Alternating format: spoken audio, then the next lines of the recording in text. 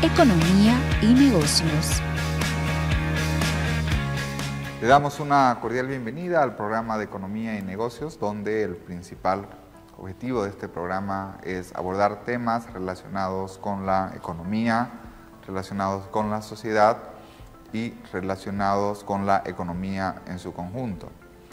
De igual manera, en este programa se ofrecen alternativas, soluciones y tendencia desde la perspectiva de los negocios. El día de hoy vamos a estar abordando una temática muy importante, que son las finanzas universitarias, en el contexto de cuál es la situación actual para las universidades públicas en Bolivia, con énfasis en la Universidad Autónoma Gabriel René Moreno, pero también haciendo una generalización en las oportunidades, debilidades que tiene el sistema boliviano en su conjunto. De igual manera vamos a estar abordando lo que son las principales noticias y actividades desarrolladas en la Facultad de Ciencias Económicas y Empresariales. En tal sentido, los invitamos a que nos acompañen en nuestro programa del día de hoy y vamos a ir con nuestra primera pausa.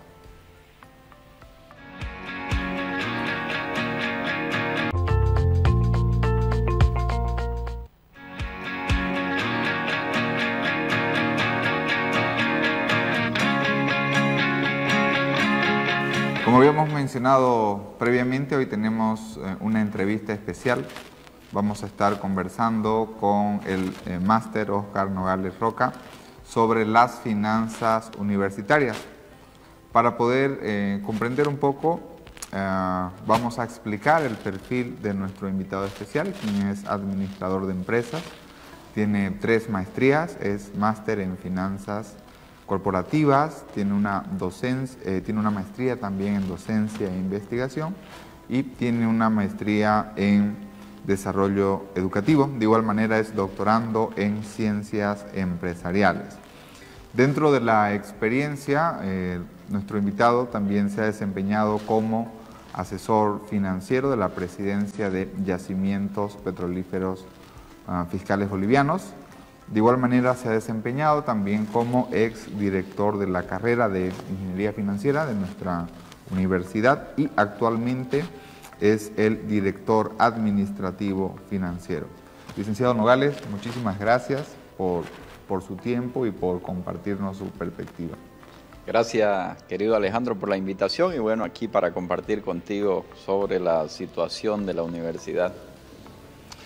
De un tiempo a esta parte, hablamos de la pandemia, hubo una caída en lo que es la participación tributaria, también previamente ha existido caída también en lo que es el ingreso directos a los hidrocarburos y de igual manera el tamaño de la universidad también es importante y no solamente en nuestra universidad, sino también lo que es el sistema público de universidades en Bolivia se ha visto afectada significativamente. En este programa vamos a estar hablando sobre lo que son las finanzas universitarias, el contexto, las oportunidades y sobre todo los desafíos que se tienen. Licenciado Oscar, ¿cuál es el contexto actual en las finanzas universitarias, hablando sobre todo de la Universidad Autónoma Gabriel René Moreno? Bueno, venimos saliendo de una crisis. El año 2021 me tocó recibir la institución en el mes de septiembre y aún no se había pagado el sueldo de agosto y todo el año 2021 estuvimos con dificultades para cumplir con el principal componente del gasto de la institución, dado que la actividad es académica y científica. A los profesores y a los investigadores se los remunera mediante sueldo, entonces el principal componente del gasto no se cumplía.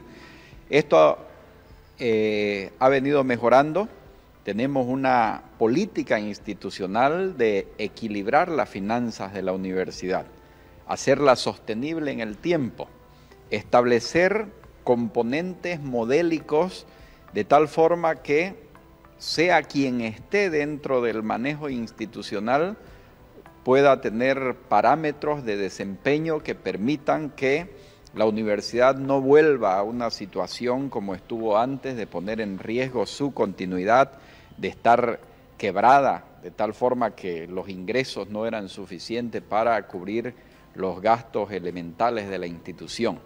Entonces, tenemos una situación de mejoramiento de la economía que nos permite recaudar mayor ingreso en impuestos.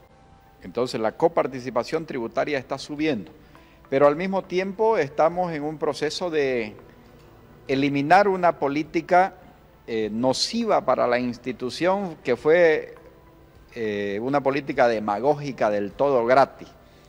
En un momento en que la universidad necesitaba hacerse sostenible por un interés electoral, sencillamente se dijo: aquí todo es gratis, no se cobra absolutamente nada, y entonces teníamos un conjunto de servicios pero sin fuente de financiamiento para poder sostenerlo. Todos los servicios que estamos dando actualmente precautelamos que tengan su fuente de financiamiento, y los que no tienen estamos procurando que así sea a futuro, ¿no? Entonces el contexto general de la situación de la universidad es de camino a la estabilización. Todavía no estamos totalmente estables, estamos con un déficit a la fecha de 27 millones de bolivianos. Este déficit se financia internamente, son fuentes internas de financiamiento las que nos permiten llegar a esta situación. Por un lado tenemos los acreedores de ley y de no ley que van en la planilla, que siempre son alrededor de los 12 millones, entonces a medida que vamos pagando estos acreedores vamos generando los otros ingresos. Y por otro lado están los recursos facultativos, ¿no? Que actualmente la universidad tiene prestados recursos facultativos para financiar su ejecución de gastos. Entonces eso es lo que permite que la universidad funcione con normalidad pese a tener un déficit. Siempre que hay un déficit, alguien tiene que financiarlo. En este caso son fuentes internas de financiamiento, ¿no?, a las que hemos recurrido. Entonces estamos en recuperación, pero aún nos falta. Si hablamos de la historia financiera de la universidad, usted mencionaba algo que es bastante preocupante, digamos, en el sentido de que aún hay un déficit que hay que cubrirlo. ¿Históricamente la universidad siempre ha funcionado así? ¿O han existido, por otras partes, épocas de bonanza, épocas de auge, donde la universidad ha tenido, bueno, grandes cantidades de recursos? ¿Y qué es lo que ha sucedido para que podamos llegar a esa situación en la cual las actuales autoridades asumen la universidad? ¿Por qué? ¿Qué es lo que se puede explicar? Bueno, la universidad tiene tres componentes presupuestarios bien marcados que tienen diferentes responsables de su manejo. Por una parte está el presupuesto institucional, que ese es el presupuesto que me toca manejar, es el mayor componente estructural de la universidad. Por otra parte está el IDH, que es exclusivamente para inversiones, ese se desarrolla a través de un plan de inversiones, y está el componente facultativo. Entonces la universidad en el año 2013-2014 acumuló recursos y recibió bastantes recursos, pero así como recibió mayor cantidad de recursos, elevó igualmente los niveles de gastos, de tal forma que no ha existido un momento en el que el presupuesto de la universidad resulte en equilibrio en una gestión. En ninguna gestión ha estado en equilibrio. Pero este incremento con pendiente positiva, es decir, elevado incremento de recursos acompañado por el gasto, tuvo su quiebre en el momento en que los recursos se vuelven negativos, es decir, la tasa de crecimiento se vuelve negativo, o sea que empezamos a disminuir los recursos, ya los gastos se quedan arriba, ya no tenemos cómo sustentar esa cantidad de gastos. Entonces, eso le genera a la universidad un desencaje, le genera un problema de liquidez, el déficit se traduce en deudas. Y bueno, ahora lo que estamos haciendo precisamente es eso, ¿no? Lidiar con los gastos corrientes además de ir amortizando las deudas de gestiones anteriores. Por eso es que hablamos de una política de equilibrio financiero, es decir, de ver componentes estructurales del gasto que tienen una tendencia creciente y que puedan tener una fuente estable, que no estén basados en ingresos circunstanciales que tiene la universidad. Y bueno, cuando tengamos ingresos extraordinarios, pues haremos inversiones de manera extraordinaria, pero el gasto corriente tiene que estar sustentado en un componente fijo, ¿no? Y eso no ha sucedido así en anteriores gestiones. Ahora tratamos de cambiar esa visión. Desde la perspectiva, bueno, la universidad es academia, es ciencia, como usted lo mencionaba, ¿no? Si vemos en el tiempo, sí, la universidad, su fin es lo que es la academia. ¿Cuál sería la relación, por ejemplo, que se ha visto en los últimos años entre la cantidad de estudiantes que han ingresado a la universidad, la cantidad de carga horaria o de docentes y la relación con los administrativos, ¿no? Porque ahí se debería manejar una relación más o menos, por lo menos homogénea, por ejemplo, ¿no? Por cierta cantidad de estudiantes hay cierta cantidad de docentes y a esa cantidad de docentes hay cierta cantidad de administrativos. ¿Eso se ha venido respetando desde su lectura en el manejo de la...? Tenemos en los últimos 10 años una tasa de crecimiento promedio en docentes de 4%, mientras que los administrativos han crecido al 28%. Entonces, eso ha generado que la relación profesor-administrativo en este momento sea prácticamente de 1 a 1, e inclusive si lo miramos con números decimales, es superior la cantidad de administrativos con respecto a los docentes. Hay 1.700 administrativos y existen 1.600 profesores. Esta situación se ha dado precisamente por lo que apuntaba anteriormente, ¿no? Un crecimiento de la institución, se han creado servicios institucionales en un momento en que la universidad tenía los recursos para soportarlo, pero cuando ya entró en crisis, entonces no pudo contraerse en esta parte de los empleados. Inclusive nosotros tenemos tremendas dificultades. ¿Por qué? Porque se aplica la Ley General del Trabajo en nuestra universidad.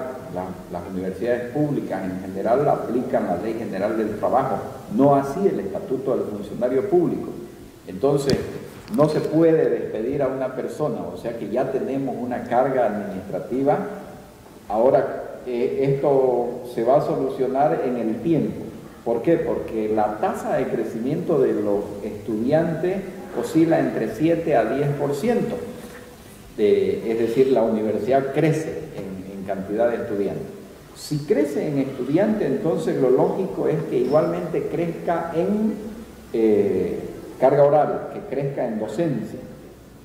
Y lo que pretendemos es que crezca precisamente en docencia por una mayor cobertura de la educación superior, por llegar con una mayor oferta, pero que no crezca en la parte administrativa, porque ya tenemos suficiente cantidad de administrativos. Esas son cuestiones lógicas para corregirlo a futuro, ¿no? Y eso es lo que ha venido sucediendo. Es decir, si partimos de un momento institucional en el que la universidad tenía 1.400 profesores y tenía 1.000 administrativos, es decir, una brecha de 400. Ahora los administrativos son más. Entonces, esos son cuestiones anómalas dentro de la institución que tenemos que ir corrigiéndolas. Al principio de la entrevista usted mencionó un factor clave que a veces se puede, es un factor clave, pero es muy difícil de entender, que es el principio de la gratuidad, que las cosas son gratis. Milton Friedman, premio Nobel en Economía, decía, nada es gratis en la vida. ¿Cómo podemos hacer en nuestra universidad para poder cambiar esa perspectiva? Toda vez de que vemos, por ejemplo, usualmente cuando usted no cobra por un servicio, el servicio no es valorado. Inclusive podemos tener altas tasas de reprobación en las materias y lógicamente, por ejemplo, ¿no?, los estudiantes pueden reprobar porque no tienen ninguna penalización por ello. En un contexto, no solamente la Universidad Autónoma Gabriel Hernández Moreno, este es un problema de las universidades públicas en Bolivia. ¿Cómo se podría cambiar o qué se podría hacer para sacarnos ese anclaje de que todo debe ser gratuito, de que no debemos pagar por nada, cuando realmente muchas veces eso puede distorsionar ciertas cosas? Claro, es distinto hablar de un derecho de acceso a la educación superior subvencionado por el Estado, que es lo que tenemos en las universidades públicas en Bolivia, a un proceso de privatización, ¿no? Sin embargo, aquí dentro de los derechos que tienen las personas han sido distorsionados. Por ejemplo, una persona tiene derecho a estudiar una carrera de manera gratuita, pero aquí hemos implementado una carrera paralela. Y esa carrera paralela, 75% de los estudiantes que se están inscribiendo en esa carrera paralela no la cursan. Es decir, inscriben una materia, inscriben 2 materias para habilitarse a una elección, para tener seguro universitario, para habilitarse como auxiliar de cátedra, en fin, para gozar de algunos beneficios. Entonces, esos ya son distorsiones a la condición de subvención al servicio de educación superior que le está dando el Estado a través de la universidad pública. Y esto ya va en detrimento de la finanza de la institución. ¿Por qué? Porque si tenemos una matrícula institucional de carreras paralelas, por ejemplo, nos aumenta la carga horaria, pero 75% no cursan, entonces acumulamos índices de aplazo, cantidad de personas aplazadas allí, de tal forma que si corregimos esto y vamos a decir, las personas tienen derecho evidentemente a la educación superior, a una carrera. ¿Quieren paralela? Entonces vamos a darle el derecho a cursar carreras paralelas, pero tiene que tener un costo, y es más, debería tener un costo por materias, ¿no? Para que ahí haya lo que usted dice de una valoración de parte de la persona, que no sea el abuso de la institución, de tal forma que gente que se inscribe y retira las materias faltando un día para entregar las notas. Eso son vicios burocráticos que se practican en la institución, que están más allá de, como digo, de una lógica de que la institución tenga un servicio de educación superior, ¿no? La educación superior debe ser subvencionada por el Estado, pero no tiene que existir internamente ese conjunto de libertades de que te podés aplazar cuantas veces te dé la gana y podés estar 30 años en la institución, ¿no? Esos son abusos, eso es despilfarrar recursos, ¿no? Entonces esas cosas se tienen que cortar.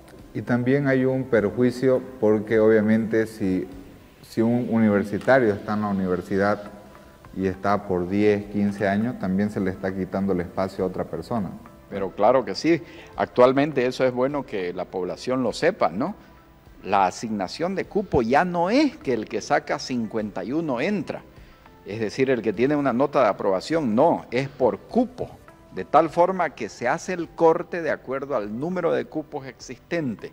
Es decir, en ingeniería financiera, por ejemplo, existen 200 cupos anualmente. Entonces, si esa carrera se va sobresaturando porque la gente no está saliendo, se están quedando, se están volviendo dinosaurios, se van a ir restringiendo los cupos porque la totalidad de su carga horaria no le va a dar para hacer una oferta, ¿no? Entonces, cuando se abre carrera paralela se ocupa cupos y se está ocupando un espacio precisamente de alguien que podía entrar a estudiar a la universidad, es decir, se está restringiendo el ingreso, ¿no?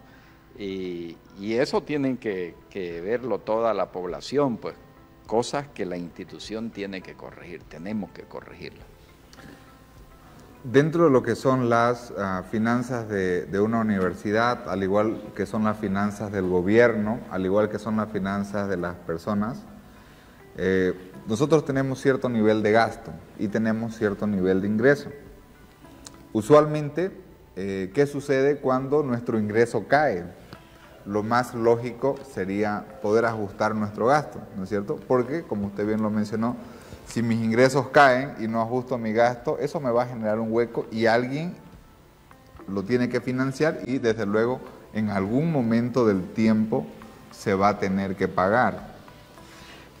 Para las personas, que es más fácil, usualmente ajustan su gasto. En el caso de la universidad eso es bastante complicado. La universidad, usted, bueno, ya mencionaba un poco sobre las restricciones laborales que existen, no puede ajustar su gasto, o la otra perspectiva sería incrementar ingresos. ¿Cómo la universidad puede combatir en esa lucha de cerrar la brecha, ya sea por el lado del gasto o por el lado de los ingresos? ¿Qué acciones se Bueno, pueden? en el disminuir el gasto por la estructura, cómo está la estructura de gasto de la universidad, más del 90% de la ejecución presupuestaria son servicios personales, es decir, sueldo en la universidad. Y esos sueldos de personas que tienen derechos laborales. Entonces se nos hace bien complicado el trabajo de decir vamos a recortar el gasto, vamos a disminuirlo. Por eso es que en un plan de desempeño que hemos convenido con el gobierno el año pasado, lo que hemos puesto es mantener el gasto en servicios personales, es decir, estabilizarlo, quitar esa pendiente de alzada, de crecimiento, especialmente en el gasto del sector administrativo. La universidad ya corrige mucho si es que no crece, porque el asunto acá está en la tasa de crecimiento que ha tenido en el último tiempo. Es decir, una política irresponsable de ir metiendo y metiendo y metiendo administrativo y más administrativo. Eso entonces ya tiene un componente muy estable. Y por el lado del ingreso, se está volviendo a pagar matrícula, los valorados de trámites y demás cosas, pero no tiene mucha incidencia en el total del ingreso. Entonces hay dos perspectivas. Uno que es impulsar la realización de proyectos productivos, proyectos que nos generen ingresos. Se está invirtiendo en un data center, probablemente sea el data center más moderno que haya en todo Bolivia, el que vamos a implementar en la Universidad Gabriel René Moreno.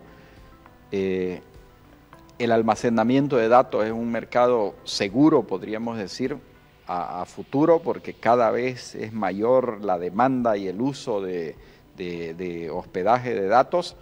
Lo necesitan en Bolivia muchas instituciones. Por otro lado, tenemos el sector agropecuario. La universidad tiene tierras, la universidad tiene activos en los cuales puede realizar inversiones que le generen un rendimiento.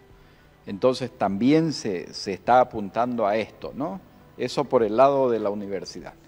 El otro componente tiene que ver con los mecanismos a través de los cuales el Estado brinda subvención a la universidad. Allí nos afecta bastante el censo. El hecho de que no se haya hecho el ajuste intercensal nos genera una disminución del ingreso en coparticipación, no es que disminuye, sino que no recibimos lo que podríamos haber recibido si estuviera la tasa aplicada correctamente. Por otro lado, el gobierno ha venido aplicando un mecanismo de financiamiento de corto plazo a través de notas de crédito fiscal. El crédito fiscal tiene que generarse en una operación comercial, en una operación económica normal.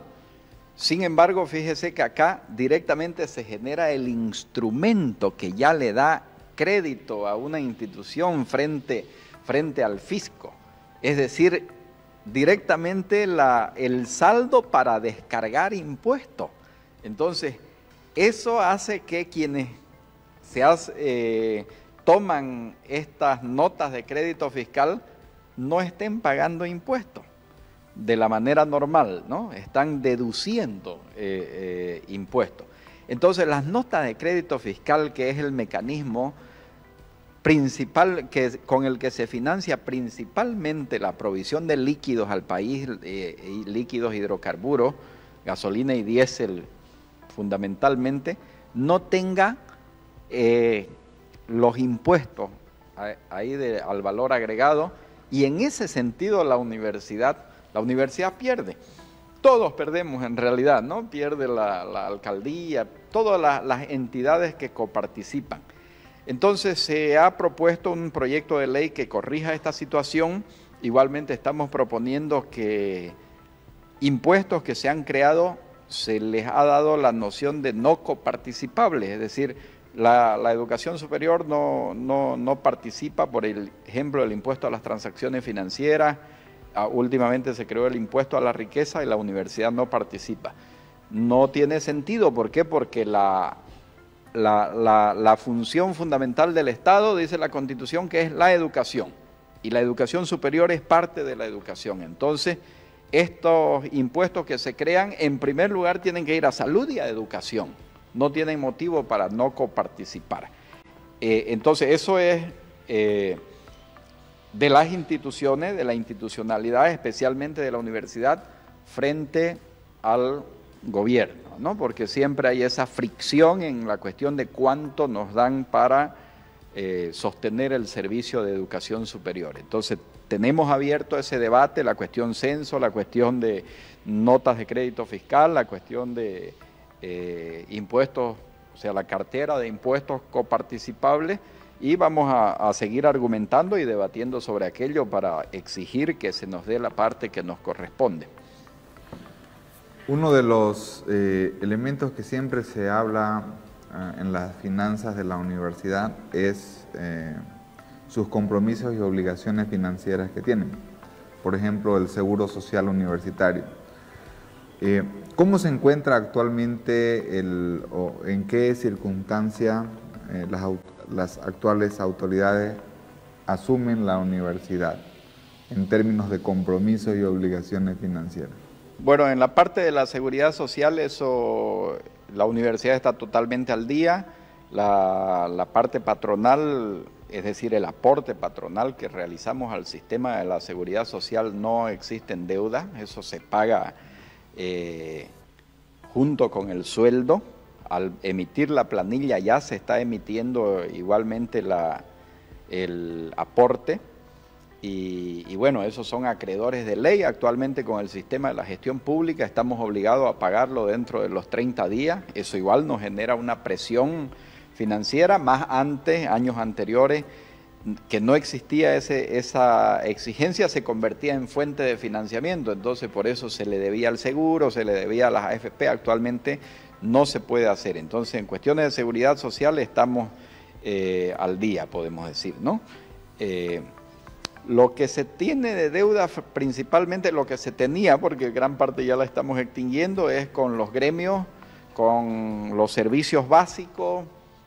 Se debía facturas del 2020, del 2021, entonces todo aquello va acumulando un déficit que, bueno, estamos actualmente en un proceso de liquidar, ¿no? Todas esas deudas, y bueno, lo tenemos controlado, podemos decir. No le hemos pagado a todo, pero hay un plan de financiamiento de ir pagándole, ir amortizando la deuda a la universidad.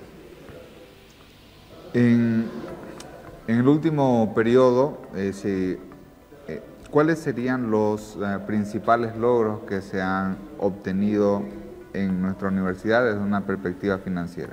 ¿Qué era lo que estaba mal y se ha logrado estabilizar? Bueno, lo principal era que no se pagaba sueldos puntualmente o se tenía que pagar en cuotas, ¿no? La mitad del sueldo y después cuando tenga la otra mitad y todo eso.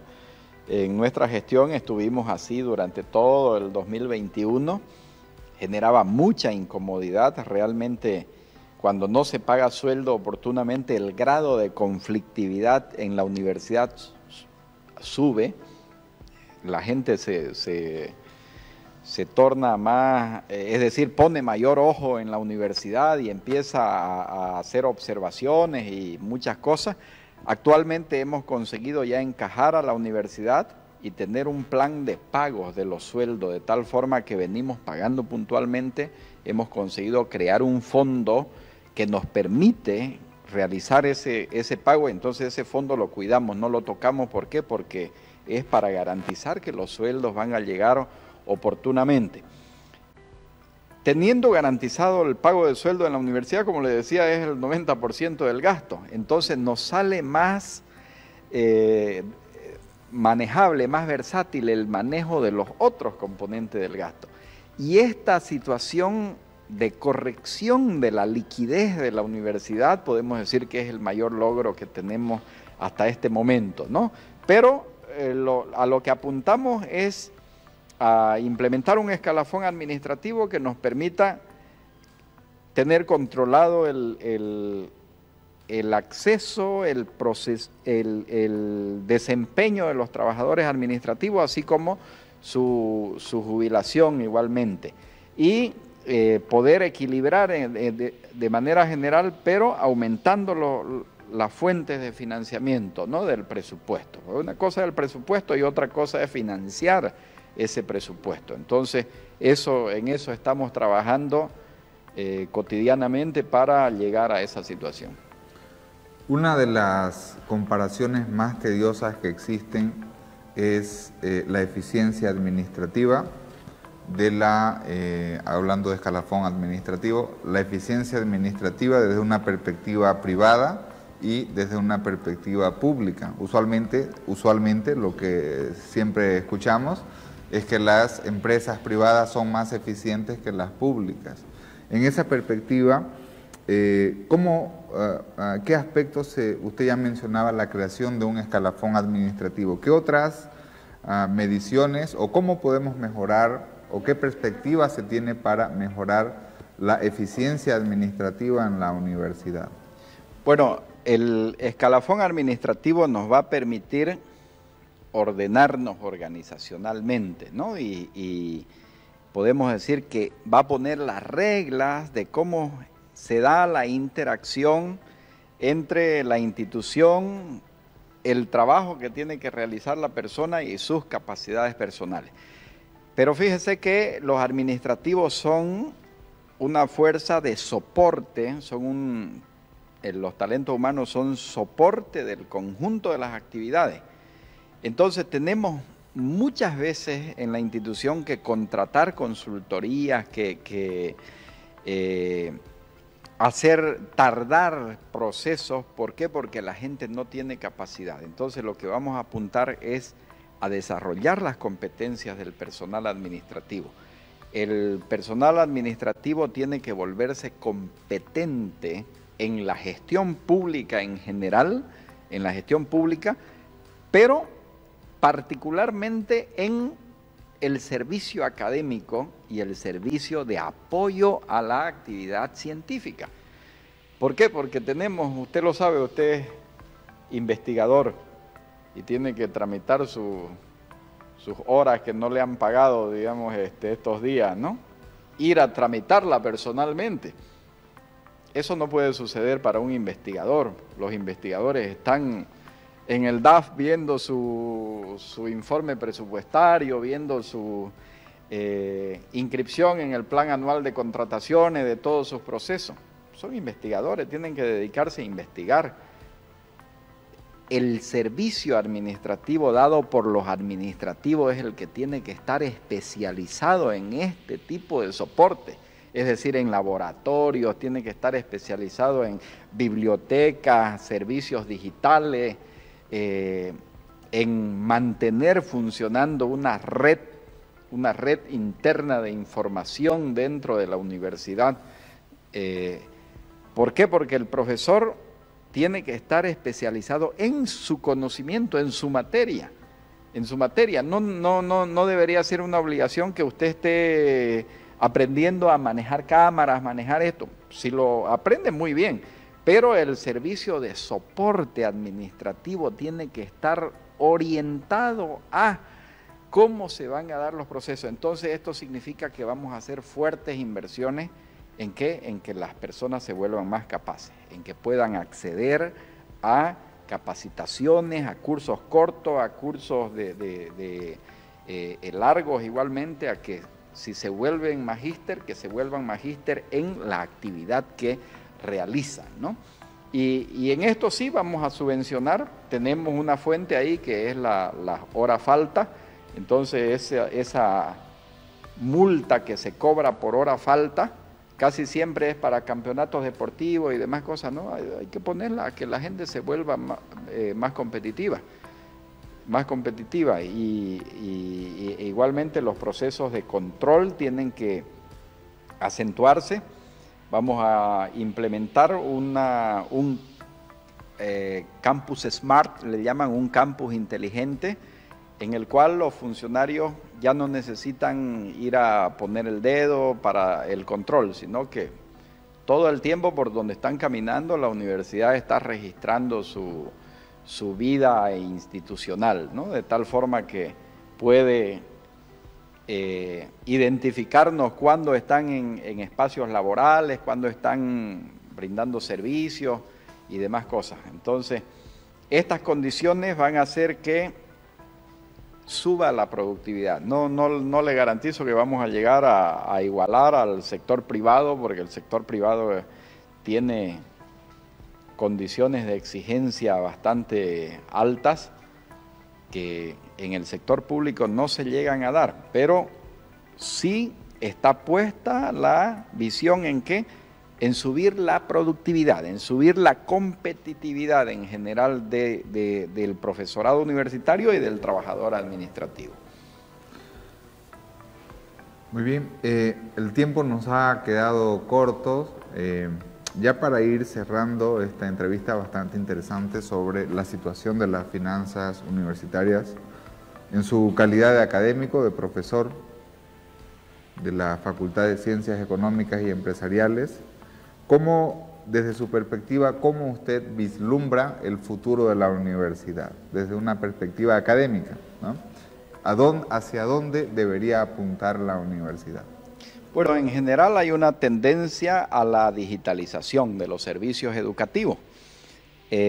La universidad tiene que asumir estos procesos de digitalización, pero igualmente tiene que ver con el rol de la universidad en el desarrollo del Estado, ¿no? La universidad actualmente ha estado funcionando, ha estado proveyendo servicios de educación superior, podemos decir que culminan con la entrega de un título profesional y desinteresándose posteriormente de qué sucede con el profesional en el contexto, en el medio, qué es lo que hace.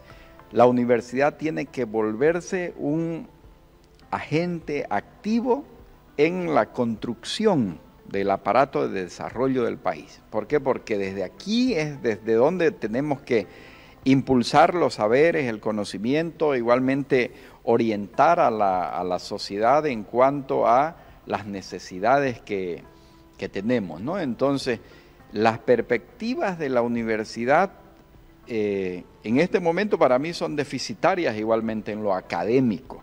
No solamente vivimos con un déficit financiero, sino con un déficit académico muy grande. Entonces, es un proceso de ponerse al día con las condiciones de cómo se está desarrollando la cuestión de la educación superior. Y esto indudablemente tiene que ver con el manejo de los saberes, ¿no? Los saberes no se detienen en el mundo y nuestra universidad tiene que ya no caminar rápido, sino correr para ponerse, como digo, ponerse al día. Ese tiene que ser el enfoque.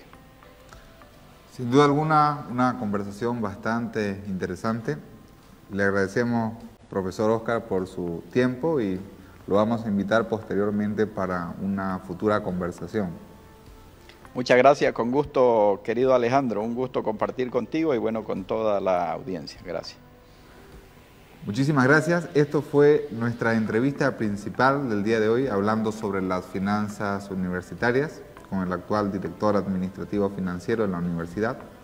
En tal sentido, vamos a una pausa y volvemos más con el programa de Economía y Negocios.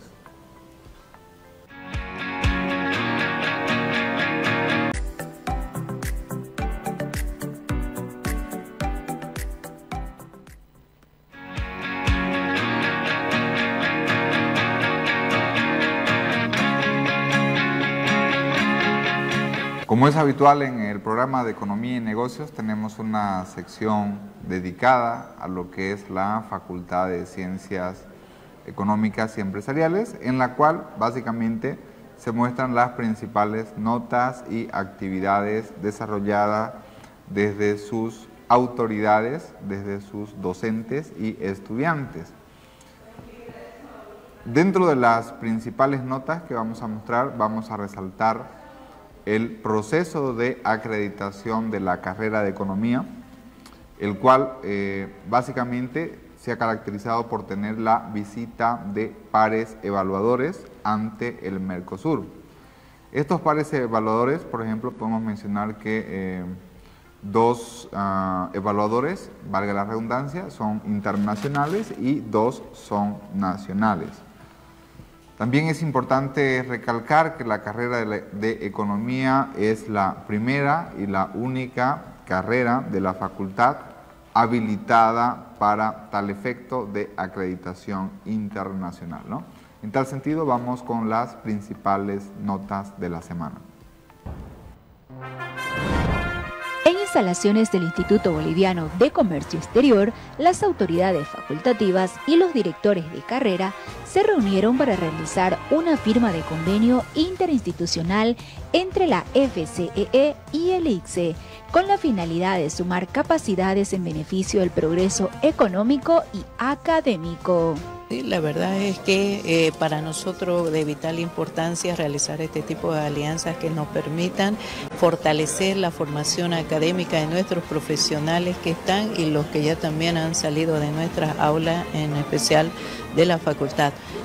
También encarar proyectos de investigación de manera conjunta y la producción también ya a nivel macro de temáticas de importancia en la economía regional. Este convenio de cooperación beneficiará a los estudiantes que integran las 5 carreras de la facultad. Tenemos cerca de 14.000 de estudiantes en la facultad, por lo tanto son los principales beneficiarios, además de proyectos de manera conjunta con docentes dispuestos a entrar y coadyuvar en este trabajo de fortalecimiento a través de la investigación. En nuestro programa del día de hoy estuvimos hablando sobre la situación, contexto, desafíos de las finanzas universitarias, haciendo una relación con lo que es la Universidad Pública Autónoma Gabriel René Moreno, pero también podemos generalizar a otras universidades del sistema público nacional, que básicamente están en el mismo contexto. Principalmente una universidad pública tiene 3 fuentes de ingresos o 3 tipos de presupuestos, ¿no? Uno, lo que es el presupuesto institucional, los recursos derivados de los impuestos directos a los hidrocarburos, y otro, lo que son, por ejemplo, ingresos generados desde las facultades, por ejemplo, por temas de posgrado, a manera de ejemplo. Una de las principales dificultades que han tenido las universidades públicas es que básicamente los ingresos de coparticipación tributaria con el tema de la pandemia cayeron significativamente. Con el precio de con el efecto de los precios del petróleo, que han sido bajos en los últimos años, cayó también el ingreso o el impuesto directo a los hidrocarburos.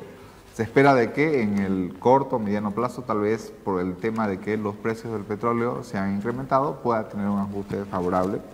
Sin embargo, al igual que las finanzas de las personas o finanzas familiares, finanzas del gobierno, lo que ha sucedido es que el nivel de ingreso ha caído, ¿no es cierto? Y el nivel de gasto ha permanecido constante. Entonces, lógicamente, eso genera una dificultad desde una perspectiva económica. En el caso en particular de la universidad pública. Uno de los principales desafíos y medidas correctivas que se deben o que se han realizado es que en los últimos años, por ejemplo, si vemos la tasa de crecimiento de los estudiantes, estaba creciendo en torno al 7 y 10%. La carga horaria en los docentes estaba incrementando al 4%, mientras que la carga horaria de los administrativos estaba creciendo en torno a un 28%. En otras palabras, el crecimiento de los administrativos era como 7 veces más que el crecimiento en números de docentes. De hecho, actualmente en la universidad, la relación administrativo con docentes está ligeramente superior a una vez. Esto significa de que tenemos alrededor de más de un administrativo por cada docente, cuando en realidad esta relación debería ser bastante baja, ¿no? Entonces, una de las principales conclusiones es que la universidad está luchando no solamente por poder corregir un déficit económico, un déficit financiero, sino también hay una perspectiva de corregir un déficit académico, que eso significa mejorar la universidad hacia lo que es la digitalización, fortalecer sus procesos académicos y desde luego brindar también lo que es un servicio con la máxima calidad académica. Otro de los elementos también por el cual se está intentando y la perspectiva es para mejorar es la eficiencia administrativa. Habíamos mencionado que usualmente las empresas privadas, en términos de eficiencia administrativa, tienen un mejor desempeño que las instituciones públicas, ¿no? La universidad no está ajena a ello y por lo tanto, al igual que cualquier otra institución pública, uno de los principales objetivos es mejorar la gestión administrativa en términos de eficiencia, ¿no? Estas han sido algunas de las principales conclusiones que hemos estado abordando en nuestra entrevista del día de hoy. En tal sentido, los invitamos a que nos pueda acompañar con más del programa de Economía y Negocios. Recuerden ustedes, nuestro programa es televisado por Canal 11, Televisión Universitaria, los días sábados a las 8 de la noche y el reprise de los días domingo en el mismo horario. En tal sentido, los invitamos y les agradecemos por habernos acompañado en el programa de Economía y Negocios. Muchísimas gracias.